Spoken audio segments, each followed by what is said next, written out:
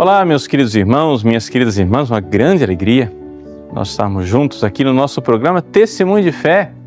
Mais uma vez eu quero convidar você para refletirmos a respeito da liturgia da igreja desse domingo, que será a solenidade de Todos os Santos. A gente sabe que a solenidade de Todos os Santos é no dia 1º de novembro, mas aqui no Brasil ela é transferida para o domingo seguinte. Então, cabe a nós refletir nesse programa sobre a santidade. O Evangelho é o Evangelho das Bem-aventuranças, o início do capítulo 5 de São Mateus. Agora, o que é realmente esta bem-aventurança que está lá no Evangelho? Isso as pessoas se confundem um pouco. É claro que a verdadeira bem-aventurança plena, a santidade plena, a gente irá viver no céu. Só que a Igreja Católica, ela acredita que a santidade, ela pode começar aqui na Terra. Agora, dizer isso pode parecer uma coisa óbvia, mas não é óbvia, por exemplo, para os evangélicos. Se você fala para um protestante evangélico que tal pessoa é santa, eles ficam escandalizados, dizem que santo que nada, é um pecador como nós. Por quê? Para os evangélicos, uma pessoa humana, um ser humano, nunca vai ser santo aqui nessa terra. Ele será santo no céu, mas por pura misericórdia de Deus, e portanto aqui na terra nós somos sempre pecadores, que iremos viver nesse egoísmo, nessa luta contínua de crer em Deus e ao mesmo tempo viver no egoísmo. Mas nós católicos, nós sabemos que Deus quer que nós sejamos santos.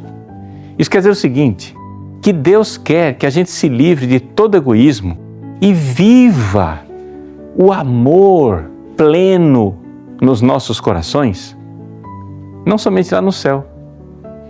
Ele quer isso já aqui na terra. E isso acontece na vida de muitos santos e santas que viveram ao longo da história. Ou seja, é possível a gente se purificar e se livrar desse egoísmo. Você vai chegar e dizer assim, padre, como? Agora o senhor me explica. Como que eu vou ser santo aqui na terra? Através de uma ação divina. Então, eu gostaria um pouco de exemplificar o que é ser santo, para vocês terem uma noção do que é ser santo, a partir de uma santa, que é Santa Teresa d'Ávila. A vida dela e o ensinamento dela nos ensina com maior clareza o que é a santidade. Então, vamos tentar explicar isso daqui. É o seguinte, quando você acredita em Jesus, se arrepende dos seus pecados e é batizado, você começou uma vida diferente. E Santa Teresa d'Ávila teve a graça de enxergar numa visão extraordinária, numa revelação sobrenatural, o que é que acontece com a pessoa quando ela recebe o batismo, quando ela recebe o sacramento da confissão, está em estado de graça, está na amizade com Deus. Como é que é a alma da pessoa que acabou de receber a graça de Deus através dos sacramentos? Ela teve uma visão de que a alma era como um palácio de cristal luminoso. No centro do palácio mora o rei, Deus. No centro da alma, Deus está lá morando. De lá do centro brilha uma luz maravilhosa. Essa luz maravilhosa não é a vida normal da alma. É uma vida sobrenatural, uma vida divina. É uma coisa que não é normal para nós, tá? Ou seja, não é uma coisa da natureza, não é mineral, não é vegetal, não é animal, não é anjo, não é nada que foi criado por Deus. É o próprio Deus que brilha, é uma luz divina. No centro da alma brilha uma luz divina. E fora da alma, trevas. Fora da alma, completamente trevas. Trevas com animais peçonhentos, os mais asquerosos, cobras, sapos, lagartos, etc. Aí, com essa maravilha dessa alma, Teresa viu também o que acontece com a alma quando ela comete um pecado mortal. Quando a alma comete um pecado mortal, a luz se apaga. As trevas exteriores penetram junto com os animais peçonhentos. E a alma em pecado mortal é a coisa mais asquerosa e fedorenta do mundo. Ela disse assim, olha, vocês não imaginam, se a gente recebesse a graça de continuamente sentir o horror que é uma alma em pecado mortal, nós não íamos conseguir viver nesse mundo, no meio das pessoas em pecado mortal. Porque era como se a gente vivesse ao lado de uma carniça o tempo todo. De um negócio asqueroso e insuportável. A gente não ia conseguir conviver com as pessoas em pecado mortal. Pois bem.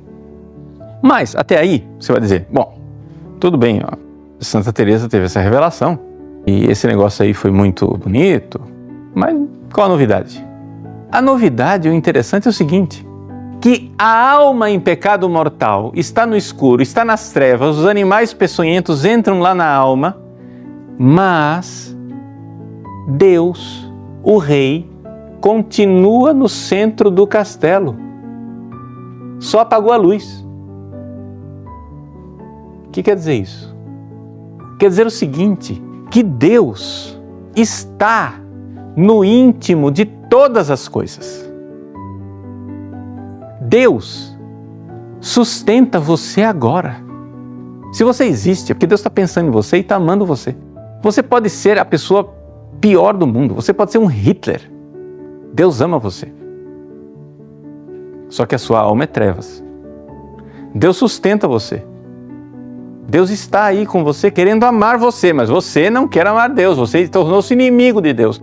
Você se tornou uma coisa asquerosa, porque o amor apagou dentro de você. A vida sobrenatural, a vida divina se apagou. Se você se confessa, se você verdadeiramente se arrepende dos seus pecados, aquela luz se acende outra vez. Até aí, eu ainda não expliquei o que é a santidade. Até aí, eu só expliquei como é que a santidade começa. A santidade começa assim, quando você se confessa e você, então, tem essa luz dentro de você. Problema. Para as pessoas que são iniciantes, a luz está acesa dentro de você, a sua alma já é maravilhosa, você está em estado de graça, você acabou de se confessar. Problema, você não enxerga isso. O que é que você enxerga? Você que acabou de entrar no castelo, nesse castelo luminoso, maravilhoso, Santa Teresa diz assim que nas primeiras moradas, você tem que passar por várias etapas até chegar lá no trono do rei que está no centro da sua alma. Ou seja, para você ser santo, você tem que ir se aproximando cada vez mais do Deus maravilhoso que está dentro de você. Então você já notou, né? Para você se santificar, você precisa se interiorizar. Não adianta ficar nas coisas de fora. Você tem que realmente ir para dentro, você tem que mergulhar dentro da sua alma. Mas quando você, no início, mergulha dentro da sua alma, o que você encontra? Você encontra as suas paixões. O que são as paixões? São aquilo que a gente comumente chama de sentimentos. Medo, raiva, desejo sexual, vaidade, egoísmo. Essas paixões desordenadas estão dentro de nós. Então, é assim. Quando você mergulha dentro de você, ao invés de você ver a luz maravilhosa que já brilha lá dentro, o que você encontra na primeira morada, na primeira etapa do castelo que você está entrando, é esse bando de sentimento maluco. É por isso que os protestantes acham que o ser humano é eternamente pecador. Por quê? Porque o máximo que eles conhecem é o batismo. Batizou, aí o cara acende a luz dentro dele. Ele enxerga a luz? Não. ele enxerga o quê? Na primeira morada, o que ele enxerga são as paixões. Na primeira morada, o que ele enxerga são esses sentimentos egoístas, a raiva, o desejo sexual, a gula, a tristeza, a avareza, etc. São aqueles pecados capitais e as paixões que estão dentro de nós. São essas coisas que conduzem para o pecado. Foi por isso que eu escrevi aquele meu livro, Um Olhar que Cura, para ajudar as pessoas a passar por essa primeira morada. Ou seja, as pessoas quando mergulham na primeira morada, encontram esse bando de troços, ou seja, o cara acabou de confessar, acabou de ser perdoado dos seus pecados, mas vê que ele é ainda um infeliz, um egoísta. Entendeu? Como é que tem uma vida de santidade maravilhosa dentro dele se ele não enxerga isso? Tá bom, aí você precisa, então, se determinar. E aqui é uma palavra bem teresiana, bem de Santa Teresa. Você precisa se determinar a ir mais para frente. Você precisa mergulhar mais no castelo. Você precisa entrar mais. Por quê? Porque se você não entrar, você nunca vai superar. Então, na prática, padre, vamos lá. Na prática, como é que faz para ser santo? Bom, na prática é o seguinte. A graça de Deus já está te ajudando. Mas no início da caminhada, você quase não nota a ajuda dela. Ela está aí, está ajudando você, mas você não nota. Por quê? Porque no início da caminhada, pedala Robinho. Ou seja, você vai ter que se esforçar. Se vira nos 30, dá um jeito, você vai ter que se esforçar. E se esforçar para o quê? Vejam, quando você quer sair da primeira morada e entrar para a segunda morada, para você ir para uma vida de santidade, a primeira coisa que tem que se decidir verdadeiramente é que você tem que ter uma vida de oração. Ou seja, uma vida em que você vai buscar Deus. E vai buscar Deus dentro de você. Tá? Você não vai buscar Deus lá fora. Vai buscar Deus dentro de você. Como, padre? Bom, você vai ler as Escrituras, você vai ouvir pregações, você vai fazer meditações e você vai procurar aquelas verdades que você está ouvindo nas pregações, no livro dos santos, etc. Então você vai procurar as verdades dentro de você. Elas estão lá. Essa palavra que vem pelo pregador lá fora, essa palavra que você está ouvindo agora do Padre Paulo Ricardo, ela já está dentro de você. Você está ouvindo e está dizendo assim, nossa, é verdade. Eu sempre soube que era verdade, mas precisava alguém me dizer para eu descobrir que é verdade. Então você vai ter que ter uma vida de oração. Essa é a primeira coisa. Esse é o primeiro ponto. Para você ter vida de santidade, você tem que rezar. Ninguém pense em ser santo sem rezar e sem rezar muito. Rezar pouco? Não, muito. Precisa rezar muito. E é uma vida de oração interior, tá? Se você gosta de música, de bateção de palma, de levantar a mão, de dar cambalhota, nada contra. Deus te abençoe e seja feliz. Só acontece o seguinte, não é desse tipo de oração que eu estou falando. Porque esse tipo de oração te conduz para fora. Estou te falando de uma oração que te leva para dentro, porque o rei está dentro do castelo. Isso é uma verdade de fé. Santa Teresa descobriu isso quando ela leu as Confissões de Santo Agostinho. Santo Agostinho disse assim, tarde te amei, ó beleza tão antiga e tão nova, tarde te amei. Eu te procurava fora e estavas dentro. Deus estava dentro.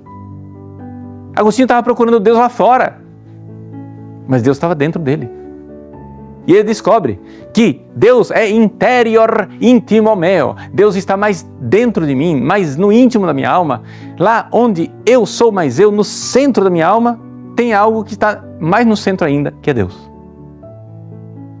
Que é o rei que está lá no centro do castelo, segurando o meu eu. Ele está me dando a vida. Ele pode estar dando a vida natural, se você for um pagão, um safado, sem vergonha no pecado, ele está te dando a vida natural, está sustentando você no ser. Mas se você for um cristão e estiver na graça, ele não está te dando a vida só natural, ele está te dando a vida sobrenatural, ou seja, a luz está acesa. Busca essa luz dentro de você.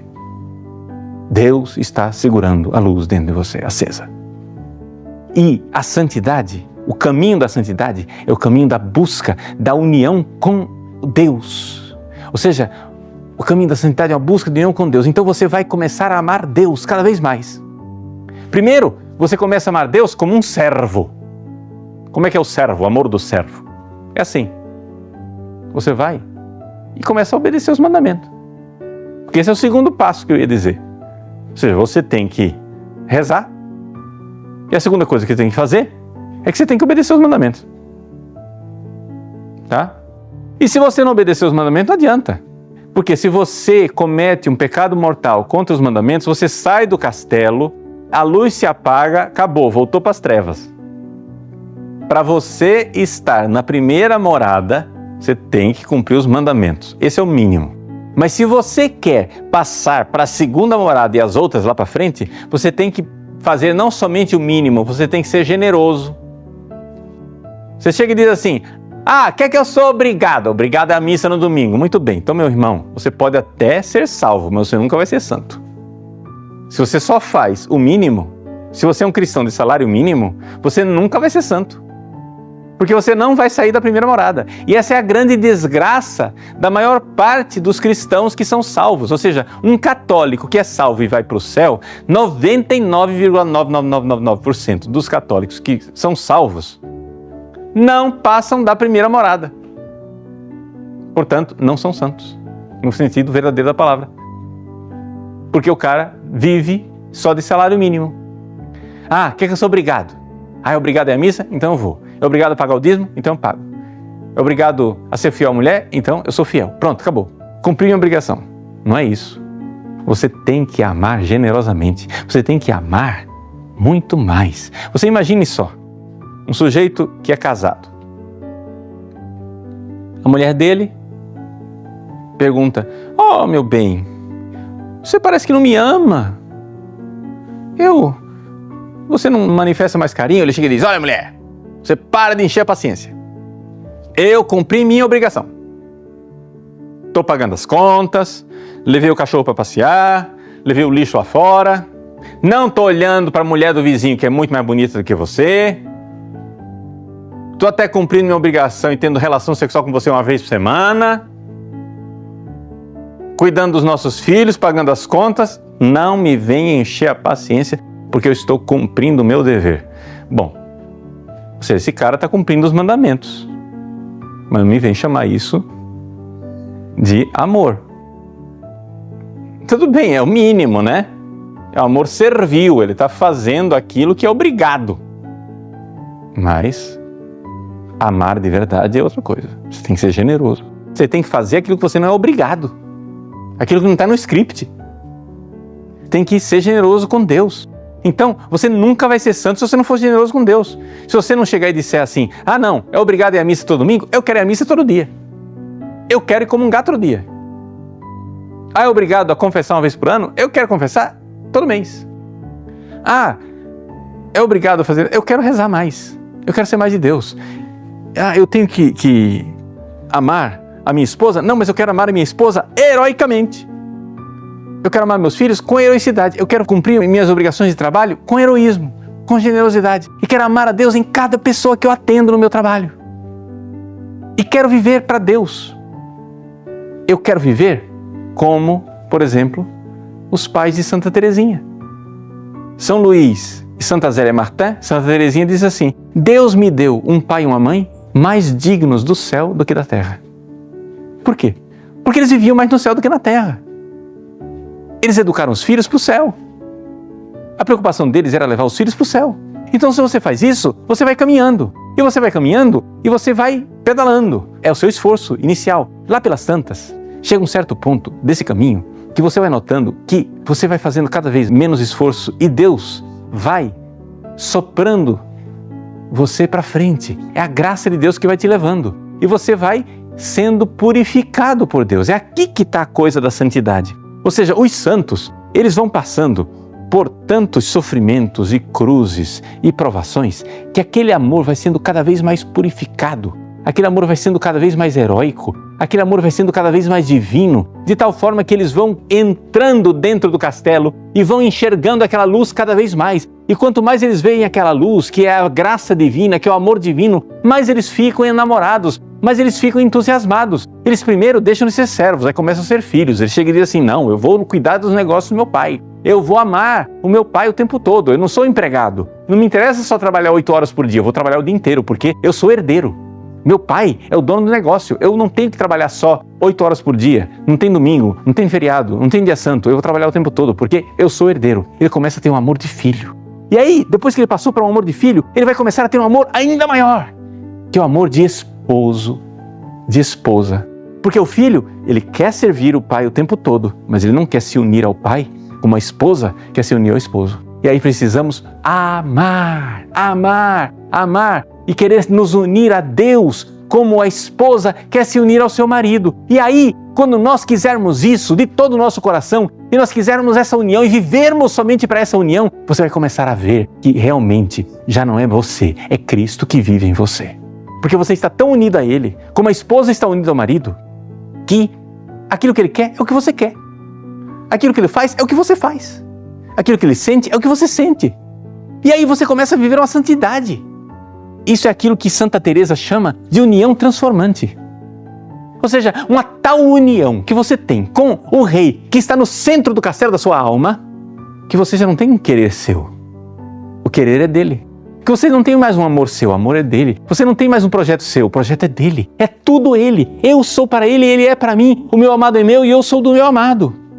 Eu vivo para Deus. E isso é possível já aqui na terra. É esta a doutrina católica a respeito da santidade e é isso que os protestantes não entendem.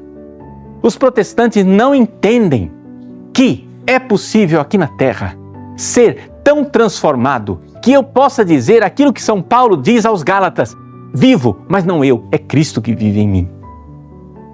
Ali houve uma tal transformação em Cristo que os santos que chegam nessa sétima morada, ou seja, na perfeição aqui na terra, eles já não são mais capazes de pecar. Mas não porque eles não são mais livres. Não. Eles alcançaram a plena liberdade. Eles se libertaram do pecado. Essa é a verdadeira liberdade. A gente acha que ser livre é ser livre para pecar. Não. Ser livre de verdade é ser livre do pecado. Essa é a verdadeira liberdade. O cara lutou tanto para se livrar daquela desgraça do pecado que ele já não é mais capaz. Quer ver? Deixa eu dar um exemplo desse tipo de liberdade para você entender qual é a liberdade do santo. Eu vou dar uma lei para você. Eu te proíbo de odiar a sua mãe e de matar a sua mãe. Você vai dizer, padre, não preciso disso. Eu amo a minha mãe. Eu darei minha vida por ela. Pois é, você é livre. O amor fez você livre. Você não precisa mais dessa lei. Se eu chego e digo para você, ó, proibido ter relação sexual com sua irmã. Você chega e diz, mas que estúpido, eu não quero isso. Ah, você é escravo, tá vendo? Você não quer ter relação sexual com a sua irmã. Não, eu amo a minha irmã, por isso eu não quero ter relação sexual com ela. Tá vendo? Você é livre. Você ama tanto que você não precisa mais da lei. O pecado não existe mais para você nesse aspecto. Você alcançou a liberdade. Você é incapaz de ter relação sexual com sua irmã. Você é incapaz de matar sua mãe. Por quê? Porque você não é amor. Ora, o santo é aquela pessoa que se transformou tanto em Cristo que ele se torna incapaz de cometer qualquer pecado, o mínimo que seja. E isso acontece, mas isso é obra da graça.